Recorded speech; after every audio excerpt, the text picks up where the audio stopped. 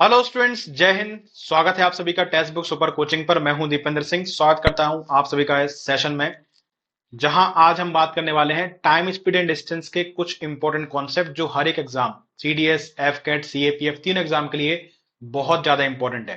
तो फटाफट से देखेंगे। एक छोटा सा वीडियो होने वाला है, लेकिन बहुत ही ज्यादा आपका हेल्पफुल ये होने वाला है।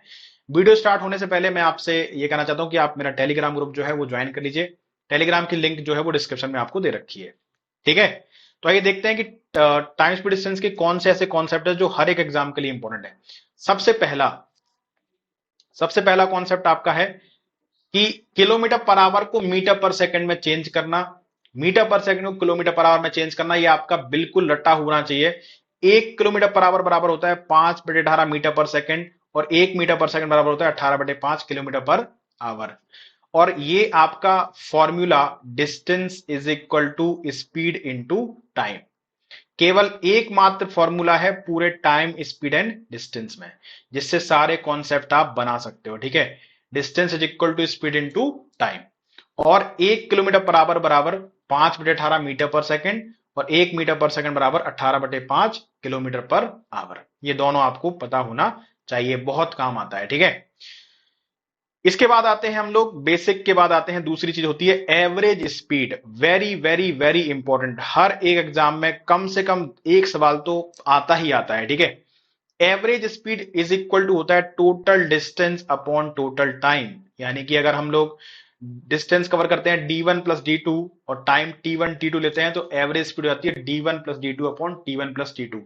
इसमें स्पेशल केस है कुछ, ये भी आप ध्यान रखिएगा कि मान लीजिए एक व्यक्ति अगर यहां से लेकर के यहां तक की डिस्टेंस कवर करता है, ये डी डिस्टेंस हो गई और ये भी डी डिस्टेंस हो गई, और इसको कवर करता है S1 की स्पीड से, इसको कवर करता है S2 की स्पीड से।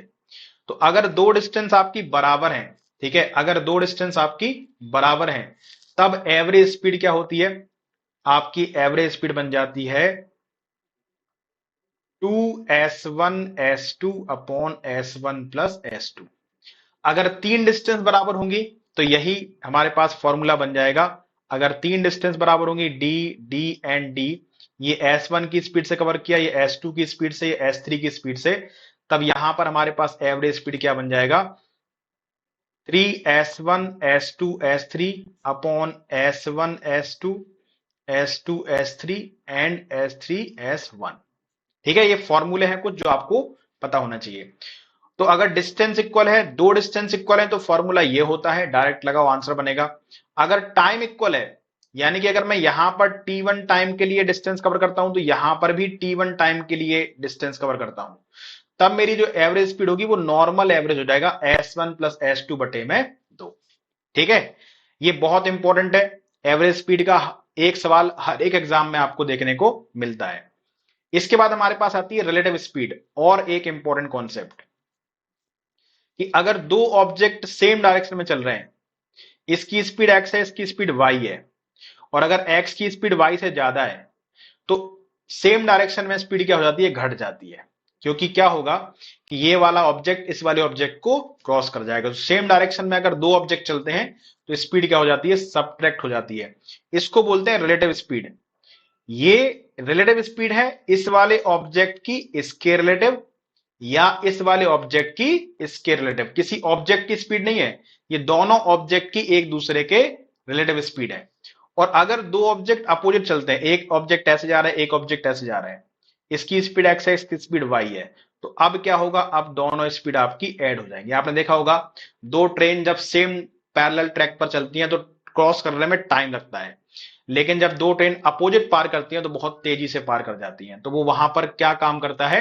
रिलेटिव स्पीड का कॉन्सेप्ट काम करता है। ठीक है, तो ये वाला भी बहुत इंपॉर्टेंट है।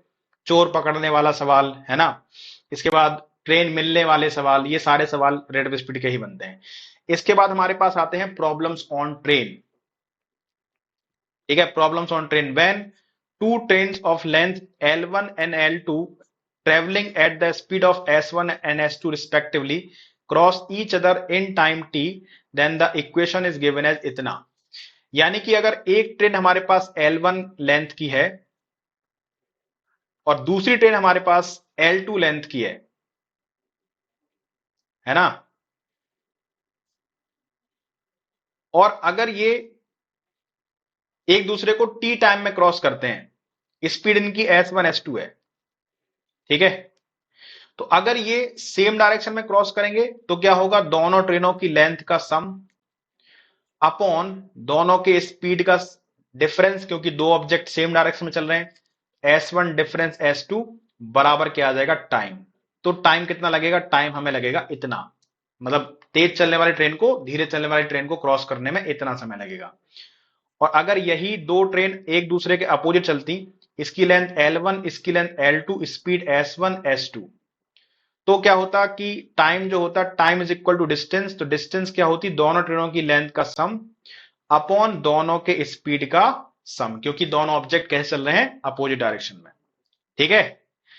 तो ये हमारे पास यहां पर टाइम बन जाता है। ये भी बहुत इंपॉर्टेंट कॉन्सेप्ट हैं दो, ये वाला और ये वाला, ठीक है। फिर अगला कह रहा है कि when a train of length L1 travelling at speed S1 crosses a platform, bridge, tunnel of length L2 in time t, then the equation is given as. तो अगर कोई ट्रेन जिसकी लेंथ हमारे पास L है, किसी प्लेटफॉर्म जिसकी length हमारे पास P है, इसको अगर S की स्पीड से कवर करती है, तो अब प्लेटफॉर्म तो स्टेशनरी है, उसकी तो कोई स्पीड है नहीं, जीरो है। तो यहां पर जो टाइम लगेगा वो ट्रेन की लेंथ प्लस प्लेटफॉर्म की लेंथ बटे में स्पीड ऑफ ट्रेन होगा, ठीक है। और इसके बाद last, when a train length of length L travelling at a speed of S crosses a pole, pillar, flag, post in time t, then the equation is given as L बटे T। तो अब क्या होता है, ये दो तीन, इसके बाद लास्ट हमारे पास जो कंडीशन बचती है यहां पे, कि अगर कोई ट्रेन है वो किसी पर्सन को पार कर रही है, किसी पोल को पार कर रही है, किसी पोस्ट को पार कर रही है, किसी पेड़ को पार कर रही है, यानी कि इन सभी की स्पीड क्या है, जीरो, स्टेशनरी है, तब क्या होगा, तब अगर ये ट्रेन इसकी लेंथ L है और इसकी स्पीड S है, तो लेंथ, ट्रेन की लेंथ के रिस्पेक्ट में इन सभी की लेंथ को नेग्लिजिबल मान लिया जाता है ना। तो यहां पर जो टाइम होगा वो क्या होगा, length of train upon speed of train. ये कॉन्सेप्ट भी बहुत इंपॉर्टेंट है, ठीक है। तो ये सारे कॉन्सेप्ट आपके यहां पर, जब दो ट्रेन आपस में एक दूसरे को पार करती हैं, जब कोई एक ट्रेन किसी प्लेटफॉर्म, टनल या ब्रिज को पार करती है, जब कोई ट्रेन किसी पर्सन को पार करती है, तो ये सारे कॉन्सेप्ट आपके लिए इंपॉर्टेंट है। इसके बाद लास्ट जो हमारा कॉन्सेप्ट है कि अगर दो train, if two person A and B start at the same time from two points P and Q towards each other, and after crossing they take T1 and T2 hours in reaching Q and P respectively, then A's speed upon B's speed is equal to root के अंदर T2 upon T1। ये भी बहुत important concept है, अगर ये concept आता होगा तभी आप सवाल सॉल्व कर पाओगे, अदरवाइज ये सवाल आप सॉल्व नहीं कर पाओगे। क्या है सवाल, कॉन्सेप्ट ये है कि अगर मान लीजिए दो लोग हैं A और B, एक दूसरे की तरफ चलना स्टार्ट करते हैं और सेम टाइम पर चलना स्टार्ट करते हैं, ठीक है। एक दूसरे को क्रॉस करते हैं और क्रॉस करने के बाद इसको लगता है T1 टाइम और इसको लगता है T2 टाइम। अगर ऐसा सवाल है तो आप ध्यान रखिएगा, speed of A upon speed of B is equal to root के अंदर time of B upon time of A होता है, ठीक है। तो ये कुछ इंपॉर्टेंट कॉन्सेप्ट है टाइम, स्पीड एंड डिस्टेंस के, जो आपके CDS, FCAT, CAPF किसी भी एग्जाम के लिए बहुत ज्यादा इंपॉर्टेंट है। तो इन सभी कॉन्सेप्ट पर सवाल लगाते रहिए, प्रैक्टिस करते रहिए, आपको एग्जाम में जरूर इनसे सवाल मिलेगा। अगर ऐसे वीडियो आपको पसंद आ रहे हैं तो आप कमेंट करके बताइएगा, हम और इस टाइप के क्वेश्चंस, इस टाइप के और वीडियो लेकर के आपके सामने आएंगे, ठीक है। बाकी अगर आप टेक्स्ट बुक पर अभी कुछ भी परचेज करना चाहते हैं, 20, 21 और 22 जुलाई है ना, 3 दिन आपका 90% ऑफ चल रहा है। अगर आप एक कूपन कोड लगाते हैं जोश, आपको मैक्सिमम क्या मिल जाएगा, डिस्काउंट। जैसे आप देख सकते हैं मेरे सामने कि CDS आपको केवल 742 रुपए मिल रहा है, तीनों का आपको मिल रहा है 1856 रुपए में, CAPF का 1113 रुपए में और FCAT का 742 रुपए में, ठीक है। लेकिन ये ऑफर केवल 20, 21 और 22 जुलाई के लिए ही है, इसके बाद आपका जो ओरिजिनल प्राइस है वही हो जाएगा।